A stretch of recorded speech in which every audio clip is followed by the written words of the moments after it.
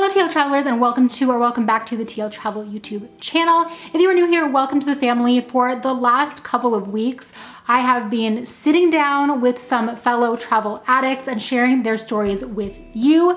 In our last video, we sat down with Alana and chatted a little bit about cruising. And today we're going to be chatting with Newstate Nomads about their RV life. Now, fun story about these two. Basically, we were brought together by the algorithm after I started posting my RV adventures through Southern Alberta. And I very quickly fell in love not only with their content, but with their travel spirit. So I cannot wait to sit and chat with them and share their adventures with all of you. So if you've not already, be sure to hit that like and subscribe button down below. And let me just bring these guys up now and we'll just get the party started. Hello to you both. Hey, Terry. 2020 has been quite the year. How have you guys been? How are things where you are? You could say that again.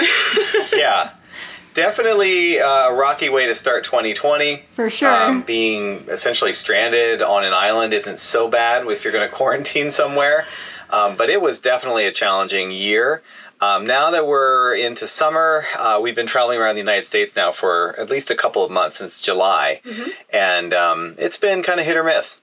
And then we spent fall up in Montana, and then down into Idaho. We've seen a lot of national parks, which wasn't originally part of our plan, but that's kind of been the silver lining of it. So we've gotten to see a lot that I don't think we would have otherwise here in the States. So it's been pretty great. So before we get started and jump right into the questions, can you just very quickly give us a little rundown of who you both are, what you do, all that fun stuff, just for anybody who isn't already aware of your YouTube channel and social media accounts? So we're Katelyn and Howard Newstate, the Newstate Nomads. It is our real last name. It's very convenient for full-time travel. Yes. But we've been living in 200 square feet here in our Winnebago Navion for over 2 years now. And we've been traveling with our Puggles, Piper and Ella, and we recently added Scout to the family, so we have 3 dogs here with us.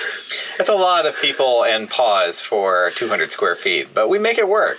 And we have been on the road now for 2 years, and I don't see us stopping anytime soon. We've covered a lot of ground in 2 years. In our first year, we went to all 4 corners of North America, up into Alaska, and then just most recently, we spent 5 months RVing through Mexico. There definitely seems to be a lot of benefit, especially right now, to RV travel. Can you talk a little bit about what you really enjoy the most about it? Well, I'll say for me, I like the flexibility of it, being able to carry your home on wheels and take it wherever you want. If we love a place, we stay. If we don't, we move on. I mean, that's great for flexibility. And we've had some incredible experiences that I don't think would frankly have been possible without traveling in an RV. And also being able to have all of our dogs with us. Before we were RVers, we would have to board them or find somebody to watch them to be able to take trips. And now we just bring them with us and they get to experience a lot of things right there alongside with us, like hiking and dog parks and all kinds of different things. So they're well-traveled dogs and they seem to really like RV life too. So that's a big benefit. And then I think from a COVID standpoint, we're still able to travel and do it in a way that's safe and comfortable for us. We're self-contained, and so we have every basic need that we could possibly need right here with us. So that's been really awesome too. Now, speaking of having everything that you need and comfort and all of that fun stuff, I did see a clip of your RV covered in snow, and I'm so curious, do you have any tips on how to travel in the RV, survive winter in the RV at all? Oh, this is timely. I was going to say, this is funny that you would ask about that, because we actually stayed in the coldest we've ever been, and it was dry camping. We weren't even in a campground, and it got down to 9 degrees. Yeah, this was just last week. Yeah. So that was kind of our limit.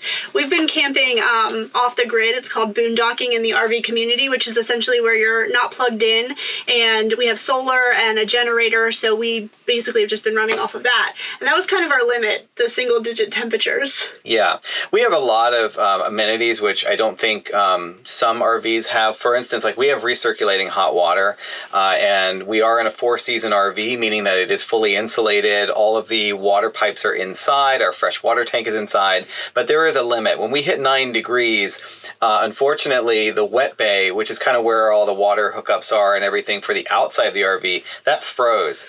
And that resulted in us not being able to have circulating water, period, inside the RV. And I was a little bit afraid of like pipes bursting and things like that. But barring that, I would say in general, it's all about just trying to make sure that you don't have water outside, you don't have hoses hooked up, things like that.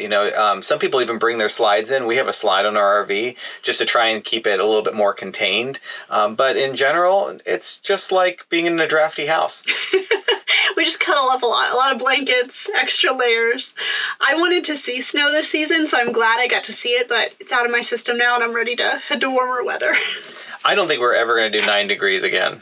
That was crazy. Oh, and I will say, by the way, it was 9 degrees actual temperature. It felt like 0. Yeah. Actual 0. Cold. Yes, as somebody who is brand new to any sort of RV travel, it's definitely the cold, especially like when I think about traveling around in North America, that gets me, I don't want to say the most nervous, but like I feel like that is where I would for sure fall short. Now, you did mention it a little bit or touch on it a little bit earlier, but I just want to ask about your 2020 travel plans. How did COVID specifically, or if at all, change your travel plans this year? And what, if anything, have you been doing differently now as far as like planning through the pandemic goes? That is a great question. 2020 certainly, as we said, is unprecedented for us. And we were intending on actually staying in Mexico for a full year. And unfortunately, due to COVID, that was cut short. And in fact, we ended up having to quarantine for 3 of the months that we were in Mexico. There was a nationwide lockdown that started, 2 months into our travel? Yeah. Yeah. So we had crossed the border into Mexico in February, and by the end of March, we were in quarantine, and then we were in quarantine all the way until we left again, and we crossed back in the United States in July. Mm-hmm. And it was definitely interesting riding the pandemic out in Mexico and then coming back into the United States. It was just handled very differently. And precautions that we take, we're wearing our masks, washing our hands, limiting our interactions. If we're eating in a restaurant, we try to find open air seating, things like that. So it's just kind of adjusting your lifestyle. I think like we all have been doing. This has truly been a year of kind of just redeveloping what you're doing. And so it's been interesting. Also, I'm the extrovert. She's kind of the introvert. So this hasn't been that hard for me. This is hard for me. I love going up and meeting people and talking to people. And so the idea that the best thing you can do is to not talk to people, that's really hard for me. So do you find then that within the travel community, those who are still traveling are, being respectful for the most part? Like, do you feel safe? I would say for the most part, yes. There are those occasional people who absolutely walk right up to you as soon as you get into a campground or as soon as you're in a restaurant or a bar. And it's interesting because we certainly are not doing that. We're trying to maintain safe distance at all times. So that's a little bit of a challenge. Yeah, and I think, by nature, we're sociable people, right? Like humans want to interact with other humans. And so I know for the extroverts, it's really challenging. But yeah, I think overall we do feel safe. Having our home with us as we travel definitely helps. Yeah. So I guess that leads right into my next question, which is regarding plans for 2021. Do you guys have any solid travel plans for next year, or are you just sort of playing it by ear?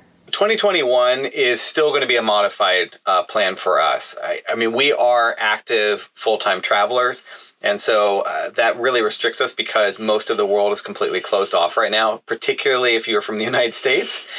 So looking into 2021, I think that the winter, meaning the beginning of 2021, will be Mexico, and then we'll kind of play it a little bit by ear.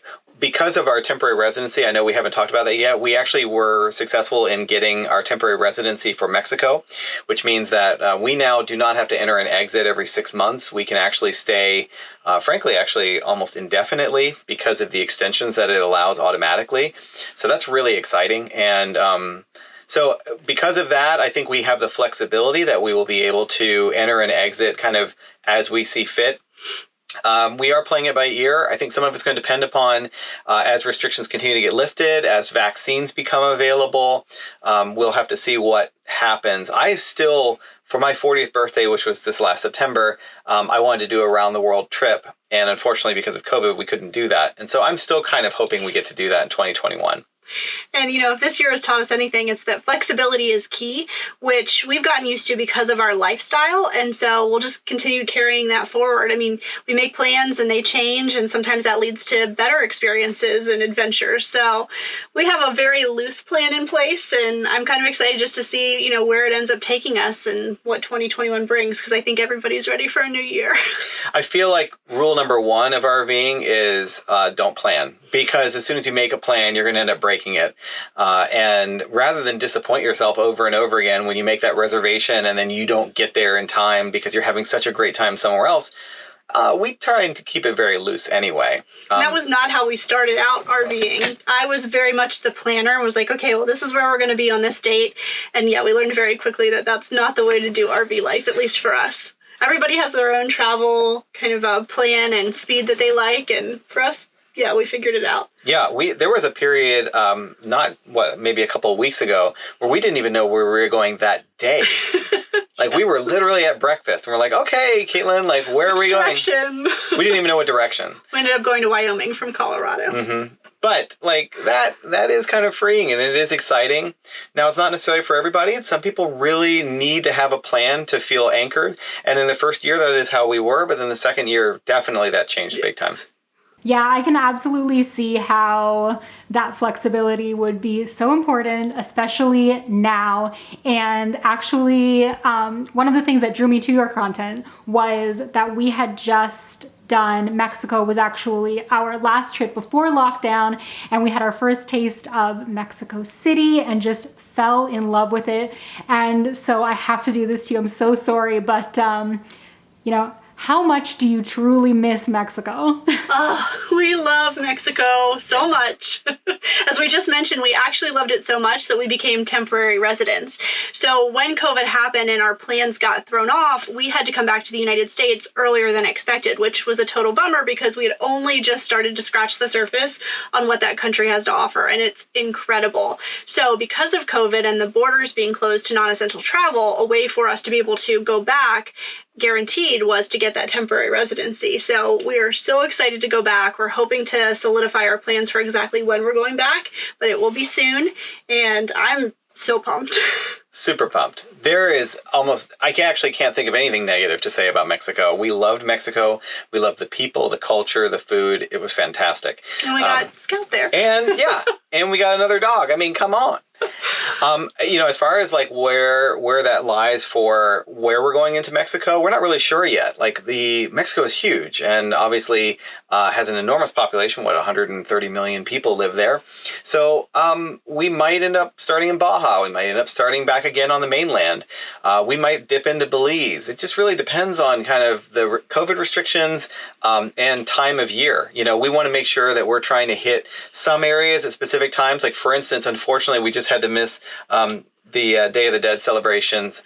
And I don't want to miss that again. I don't want to miss those kinds of opportunities if it means that we need to kind of prioritize a certain time of year for a certain part of Mexico. Yeah. Oh, yes, we loved Mexico. We miss it so much. If anybody has any questions about Mexico, it's one of our favorite things to talk about. So by all means, reach out. We're an open book. We could talk your ear off about Mexico.